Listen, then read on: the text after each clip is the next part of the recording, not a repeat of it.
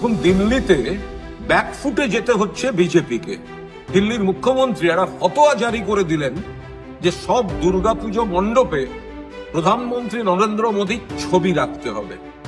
দিল্লির যে পুজোগুলি তার কার্যত সবকটি পুজো তারা এই আর্জি, এই ফতোয়া প্রত্যাখ্যান করেছে। পুজোয় কেন নরেন্দ্র মোদীর ছবি থাকবে? কি কারণে থাকবে? এই নরেন্দ্র মোদী, এই বিজেপিরা বাংলায় পুজো হয় না বলতেন, পুজো অর্থনীতিকে, পুজো কমিটিগুলিকে মুখ্যমন্ত্রী মমতা বন্দ্যোপাধ্যায় যে সাহায্য দেন তার বিরোধিতা করতেন। এখন পুজো নিয়ে নাটক করতে নেমেছেন এই নরেন্দ্র মোদীরা। আর পুজোয় মাতৃমূর্তির কাছে কেন থাকবে নরেন্দ্র মোদীর ছবি?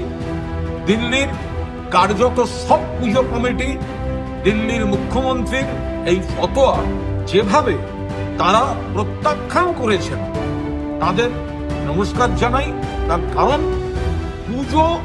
পুজোর জায়গায় থাকবে, সেখানে পুজোকে অপব্যবহার করে নরেন্দ্র মোদীকে বসাতে হবে।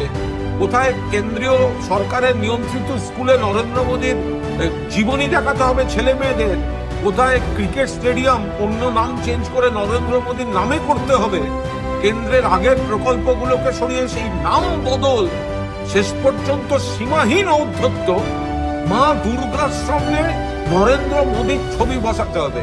দিল্লির যে পুজো কমিটিগুলি এগুলি সব খারিজ করে দিয়েছে, তাদের অভিনন্দন জানাই। পুজো সবাই ভালোভাবে কাটান।